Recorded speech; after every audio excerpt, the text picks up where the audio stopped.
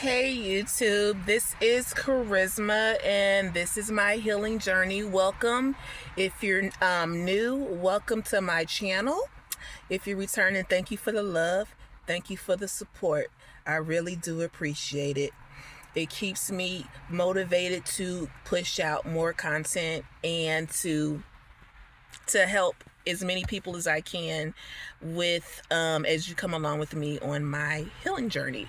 Okay, so the topic of today is things that we do to prevent our own healing. Okay, so we live in a world, you're inevitably going to face trials and tribulations. Some of us more than others. Some of us have been through a whole lot. Some of us have faced sexual, mental, emotional, domestic, childhood abuse, narcissistic abuse, from workplace bullying, all of these things. And especially over a long period of time, facing these types of trials and tribulations, it does something to a person's spirit. It can actually break your spirit and break you down. And is it impossible for you to get out of this, out of the trauma, out of the pain? Yes, it is possible. Will it be easy? No, because nothing worth having is easy. And that goes for your healing. However, I aim to provide a safe space for validation of victims, survivors, thrivers on this healing journey that's individual to your space and where you're at. But there are some things that we do that can and will prevent us from healing and will keep us stuck. So I'm gonna go over them. Number one, unforgiveness. It is very important that you forgive those who have wronged you, not for any benefit that they will derive from you forgiving them, because the fact of the matter is, many people who have done us wrong, some of us, they're going on about 9 times out of 10, they're going on about their business. We could be mad at people ain't even on this earth no more. We could be mad at somebody dead. And who's hurting? Who's still hurting? It's the survivors that we carry this burden of unforgiveness for so long, and it weighs us down. It weighs our spirit down. And honestly, that spirit of unforgiveness, if we don't let go, it's only going to invite in more abuse, more trauma, and the cycle will continue, and you'll just stay stuck in that cycle. Now, me personally,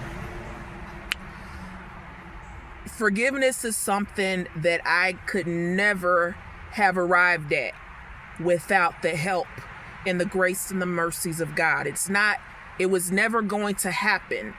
And it's not something that happens overnight either. I've had to get on my knees and ask God, Lord, put forgiveness in my heart for my enemies, for those who have hurt me, whether they're sorry or not. They might not even remember what they did to you, because like I said, they going on about their business. So forgiveness is actually a gift that we receive from God, and it's going to take some time, and it can, it's not something that you can, boom, you turn on a light and all of a sudden you forgive. But there are steps you can take along the way to facilitate forgiveness. Number two, something that is going to keep us bound and goes hand in hand with forgiveness actually is allowing ourselves to feel the anger, allowing ourselves to feel that hurt and that pain, not repressing it.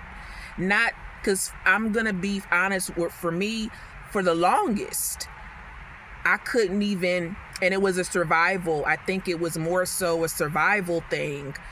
I couldn't allow myself to feel these overwhelming emotions that I feel like, honestly, I put in a deep corner in the recesses of my mind so that I didn't have to deal with it, because the things that had occurred were so traumatic. But what ends up happening when you don't let out that anger and you say, no, I'm not angry. Yes, you are. And if you don't let that anger out, you're going to crash out. How can we let the anger out in a healthy way? Acknowledging what you feel. I'm not going to lie to you, and some people may agree or disagree with this. Frankly, I don't care, because everybody's healing journey looks different. But for me, it looked like acknowledging, man, like I just cussed out. Honestly, I cussed out somebody, I just was real with myself, how I felt. Like when they died, when one of my abusers died, I had to really be honest with myself. Am I sorry?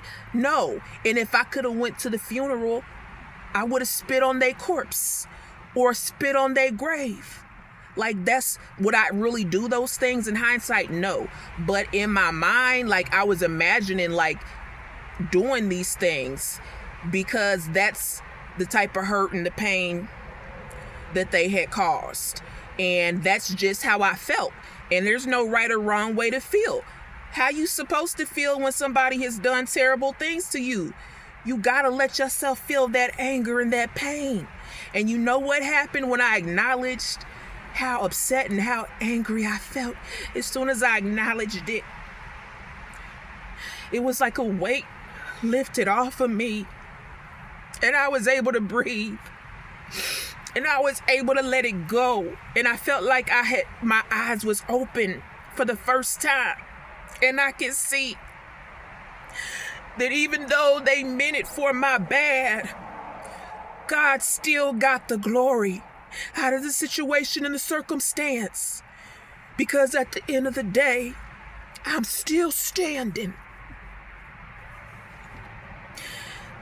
And it all started with me feeling that anger. And when I felt that anger, letting it go, giving it to God, putting it at the feet of the Master. And then I thought to myself one day, man, I actually do forgive these people.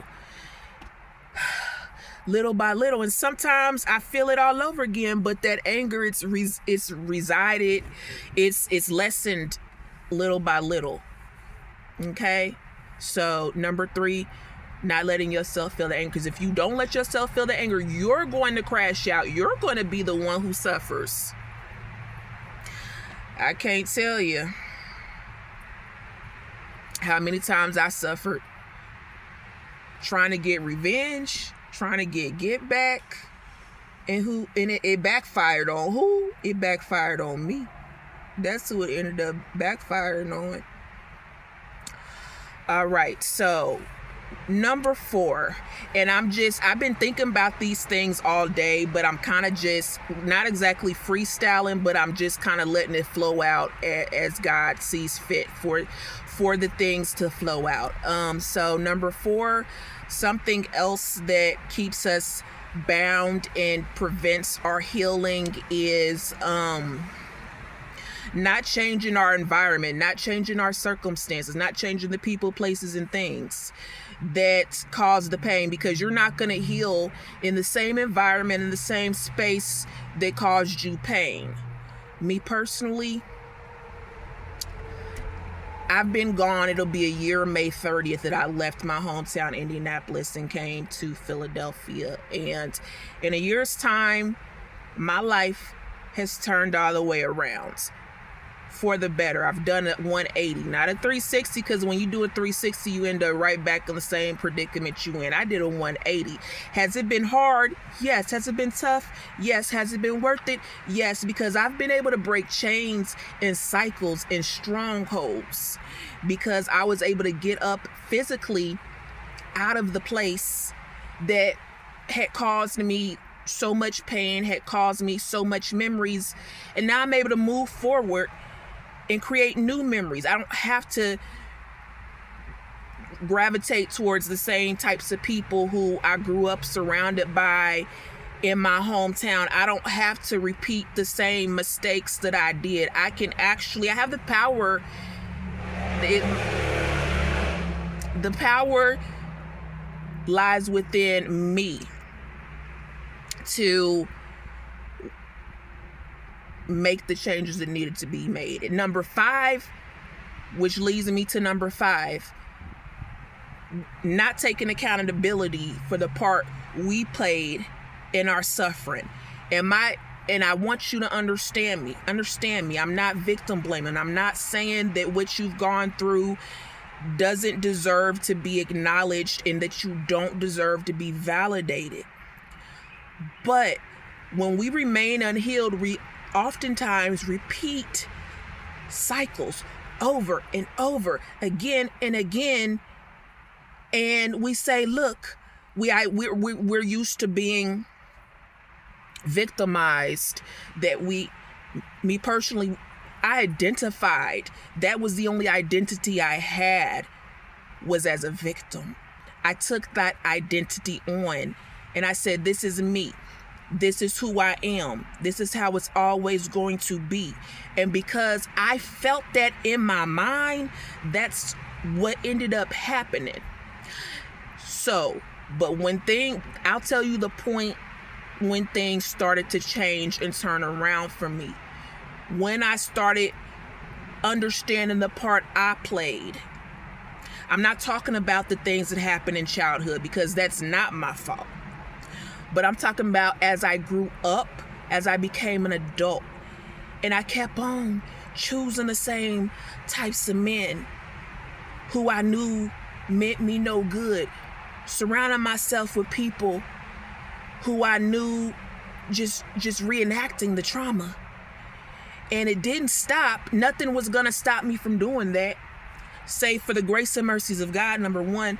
But also I had to get sick and tired of being sick and tired. I had to get sick and tired of being a victim. I had to want to change for the better. Because I have no accountability. I take no responsibility for what somebody else chooses to do, but the accountability lied in me.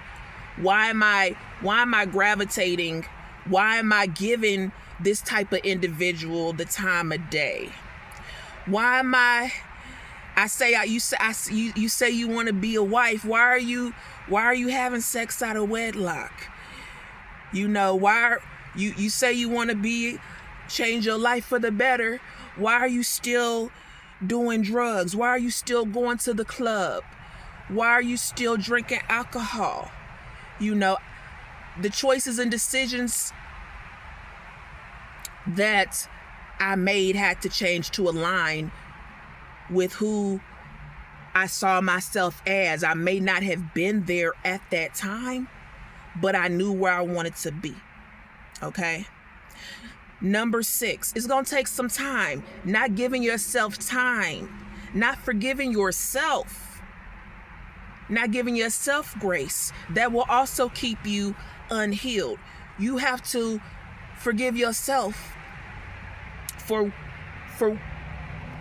not what you had no control over, but what you did have control over, and the decisions and the choices that you made as a function of that trauma. You have to give yourself grace and say, okay, I made this mistake, but I can do something different. When I began to realize that I didn't have to keep making the same choices and decisions.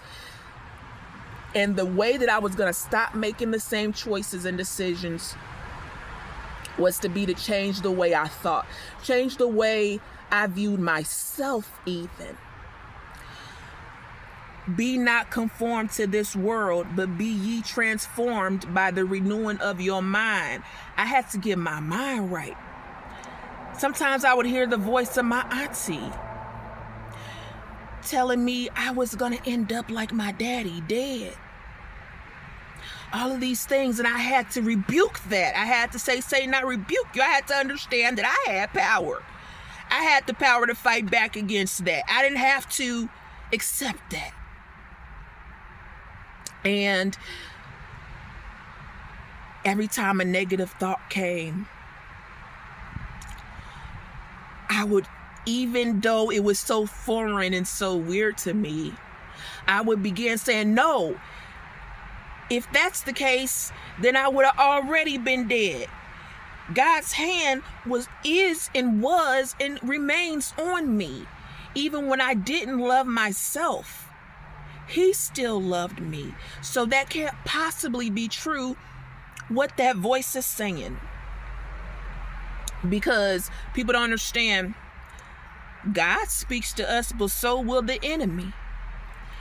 And the only way that you won't be deaf to the voice of God, because you can become deaf to his voice and you won't know the difference between his voice and the enemy's voice. I had to quiet my spirit. I had to find peace. I had to go within.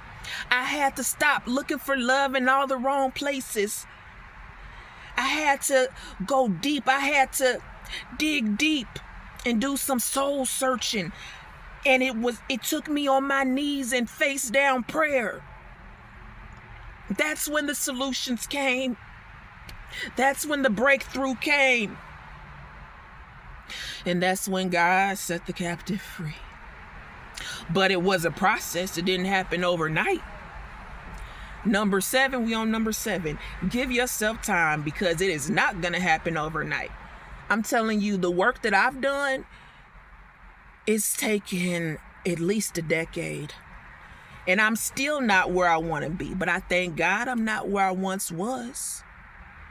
And little by little, slowly but surely, I began to see myself and began to get the strength from a place that I had never known existed within me, inside me.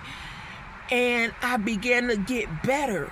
I began to not have a taste to do the things that had me bound. I began to lose the taste, the savor. I could feel it slipping away.